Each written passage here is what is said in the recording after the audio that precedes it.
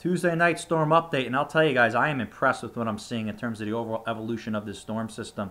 Whether it goes east, west, stays central, this thing is going to be powerful. I mean, I'm seeing pressures on some of these models that are really low compared to historical scenarios. And again, that doesn't mean that everyone gets blasted with snow. I'm just talking about the actual storm is going to be very powerful. So the track is so important because it's going to determine who really gets in on the heavier snow. I put this out this morning. I put my neck out there a little bit based on the fact that I thought this would trend west. It has today for the most part. It doesn't mean I'm going to be right, but at least some of the data supporting what I put out earlier this morning.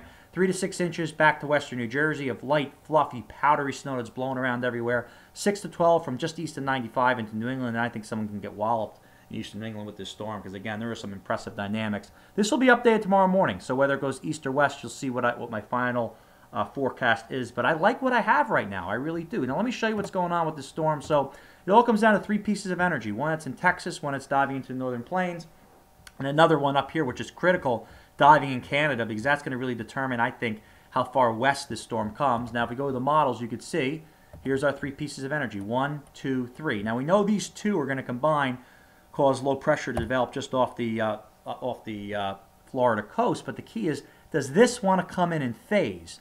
Now, the latest GFS model, it just came out, is taking this piece of energy. It's really flirting with a phase here, guys, and that's causing the updated projection to come more west. If you compare that to where it was just a short while ago, about 2 model runs ago or 1 model run ago, you could see more separation. So old run, new run, where there's more of a merge here, and that's causing at the surface a storm to go from being more out to sea to affecting the coast a little bit more. And there's other dynamics too, like where the jet stream's oriented, some of the jet streaks, stuff like that I'm looking at. But for the most part, the western trend I do think has some merit here, guys, and we really have to be on alert because, again, look at the low pressure on this thing, 968 on the GFS, and it's just walloping eastern New England here with snow if this was to verify. But again, those heavy snow bands, guys, if they just shift another 50 miles, you're talking very significant impacts to the I-95. I don't think it gets much more west than that because these things tend to have a sharp cutoff, but I'm watching this closely because I think that we still can have some more room to run here. Again, I could be wrong, but I'm just going based on what I see.